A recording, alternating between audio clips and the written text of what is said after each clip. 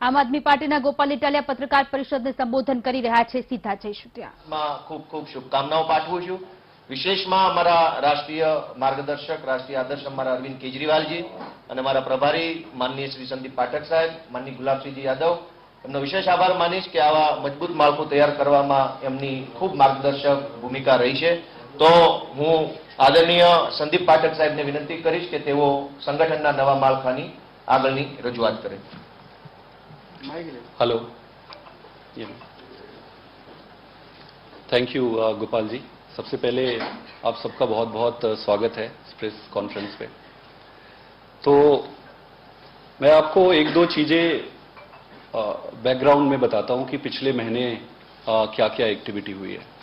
आपको पता ही होगा कि हमारी एक परिवर्तन यात्रा हमने निकाला था, जिसपे हमारे स्टेट के सारे बड़े लीडरों ने ये यात्रा निकाली थी, परिवर्तन यात्रा के नाम से. ये परिवर्तन यात्रा पूरे 182 कॉन्स्टिट्यूएंसी से पास हुई थी, गुजरी थी. इस पूरे यात्रा के दौरान जो जनता का समर्थन मिला वो अभूतपूर्व था और अतुल्य था. इस पूरी यात्रा के दौरान यह भी समझ आया कि किस तरीके से जनता आम आदमी पार्टी की तरफ एक उम्मीद भरी नजरों से देख रही है. लाखों लोग जुड़े इस पूरे प्रोसेस पे. इसके साथ साथ इसके पैरेलल में हमारी गामड़ू बैठक भी चल रही थी. गामड़ू बैठक में हमने लगभग 10,000 गांवों को आइडेंटिफाई किया था. इन 10,000 गांवों में हमारी जनसंवाद चली थी. इस जनसंवाद में हमने जनता से बात की और जनता की बात सुनी. इस पूरी प्रक्रिया में यह समझ आया कि जनता आज बदलाव के लिए तैयार है. वो बस एक विकल्प की तरफ देख रही है और विकल्प के रूप में वो ये देख रही है कि ऐसी कौन सी पार्टी है जो भारतीय जनता पार्टी को उखाड़ फेंक सकती है, जो उनको हरा सकती है. तो इस दोनों एक्टिविटी पिछले महीने जो परिवर्तन यात्रा चली और गामड़ू बैठक चली, इसमें लाखों लोगों ने मेंबरशिप लिया. इसके अलावा सबसे इंपॉर्टेंट बात यह थी कि लगभग 30,000 से ज्यादा एक्टिव नए लोग पार्टी से जुड़े जो एक्टिवली पार्टिसिपेट करना चाहते थे. तो इसका मतलब यह था कि परिवार अब आम आदमी पार्टी का काफी बढ़ गया है गुजरात में. और जब आपका परिवार बढ़ जाता है तो आपको अपने संगठन को उसी प्रोपोर्शनेट में विशाल करना पड़ता है. तो इसी प्रक्रिया को आगे बढ़ाते हुए हमने कुछ दिन पहले हमारे अध्यक्ष गोपाल जी ने पूरे संगठन को डिसॉल्व किया था. और वो डिसॉल्यूशन इसीलिए की थी क्योंकि परिवार बहुत बढ़ गई है, नए लोगों को एकोमोडेट करना था, चुनाव की दृष्टि से रीऑर्गेनाइज करना था सारी चीजों को. डिसॉल्व करने के बाद आज आम आदमी पार्टी अपने संगठन का जो अनाउंसमेंट है उस प्रक्रिया के पहली कड़ी या पहले किस्त का जो लिस्ट है आज रिलीज कर रही है. इसमें आप लोगों को एक एक कॉपी प्रोवाइड करेंगे और सोशल मीडिया पे भी अभी ये बहुत जल्दी अपलोड हो जाएगा.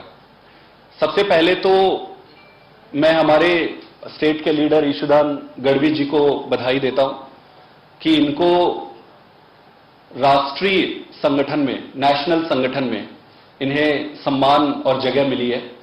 ईशुदान गढ़वी जी को आम आदमी पार्टी ने नेशनल जॉइंट जनरल सेक्रेटरी का पद से सम्मानित किया है. इसके साथ ही साथ इंद्रनील जी है हमारे राजकोट से, हमारे नेता, उन्हें भी नेशनल जॉइंट सेक्रेटरी का सम्मान मिला है. तो इसके लिए मैं आप दोनों को बधाई देता हूं. इसके अलावा फिर हमारे स्टेट की जो टीम है वो हम घोषित कर रहे हैं.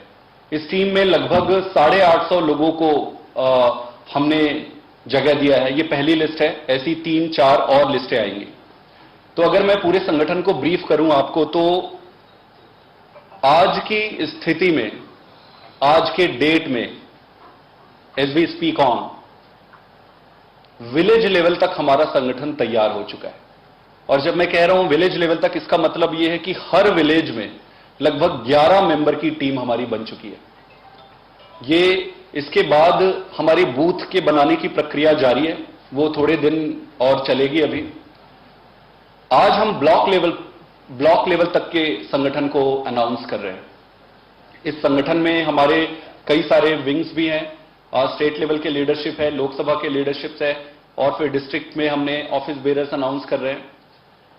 तो इस संगठन जो हम ब्लॉक लेवल तक आज लेके जा रहे हैं, इससे एक बात पूरी तरीके से तय है कि आम आदमी पार्टी का संगठन किसी भी एग्जिस्टिंग संगठन को चुनौती देने में और उनका मुकाबला करने में सक्षम है। आने वाले समय में जब हम बूथ लेवल पर जाएंगे, एक एक घर और 10 घरों को मैप करके ऑफिस बेरर लगाएंगे, तब उसके बाद पूरी तरीके से संगठन तैयार हो जाएगी।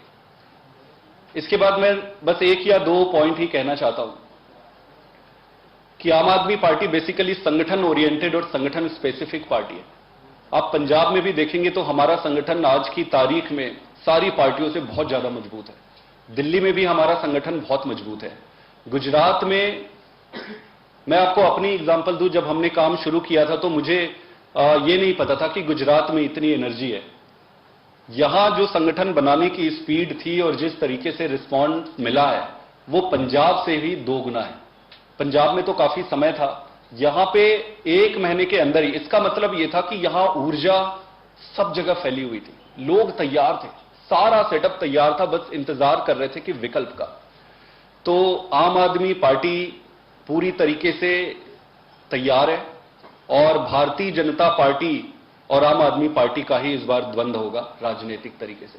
और ऐसा अद्भुत, अतुल्य इस बार राजनीतिक द्वंद्व आपको दिखेगा जो शायद किसी ने सोचा भी नहीं होगा।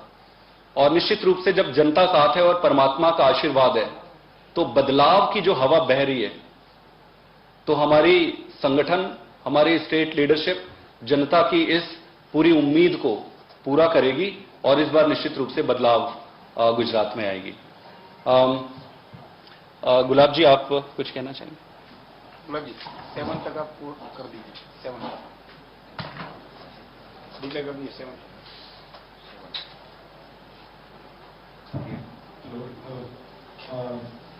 सभी मीडिया पर बहुत नमस्कार, आप सबका स्वागत है। और मैं सर्वप्रथम बधाई देता हूँ सभी साथियों को, विशेष तौर पर ईशान गढ़वी जी, इंद्रजीत जी, गोपाल जी, सबको मैं बधाई देता हूँ उनके जिम्मेवारियों के लिए जो आपको मिली है। और मुझे पूरा यकीन है कि आप सब लोग दिन रात मेहनत इस तरह से करते रहें, आगे भी उससे कहीं ज्यादा एनर्जी के साथ आप संगठन को बड़ा करने के लिए काम करेंगे।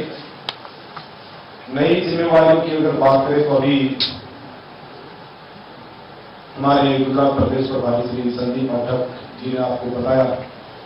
इसके साथ साथ अभी किशोर भाई देसाई जो हैं, उनको हमने स्टेट फ्रंटल ऑर्गेनाइजेशन में प्रेसिडेंट बनाया है।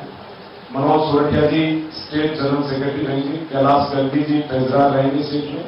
जगमाल वाला जी वाइस प्रेसिडेंट रहेंगे। सागर रबारी जी को उपाध्यक्ष बनाया गया है।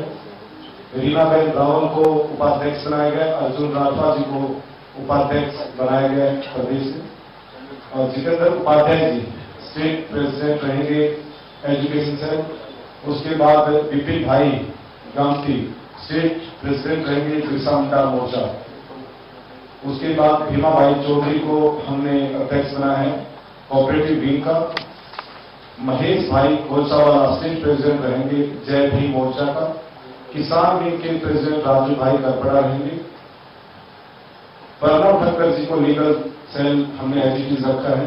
और स्पोर्ट्स विंग में एक अच्छा यहाँ पे आरिफ अंसारी जी, जो कई सारे नेशनल और इंटरनेशनल लेवल पे मेडल लेके आए हैं, उनको अभी स्पोर्ट्स विंग की जिम्मेवारी प्रदेश लेवल पर दी गई है। ट्रेड विंग में शिवलाल बालसिया जी को रखा गया है। गौरी देसाई जी को हमने रिपीट किया है वुमेन विंग में।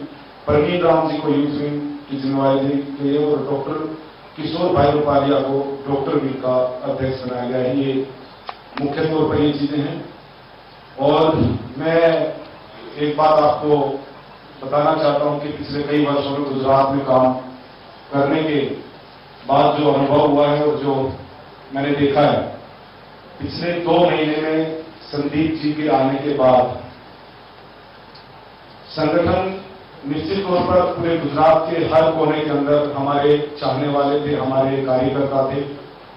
लेकिन संदीप जी का जो अनुभव रहा है, मैं आपको विशेष तौर पर बता दूं, चाहे वो दिल्ली का चुनाव हो या फिर पंजाब का हो, उस अनुभव के तौर पर ये कह सकता हूं कि जिस तरह से आप उसको लाइनअप किया गया, उसके आधार पर मैं बताना चाहता हूं कि आने वाला चुनाव सिर्फ और सिर्फ भाजपा और आम आदमी पार्टी के बीच में होने जा रहा है।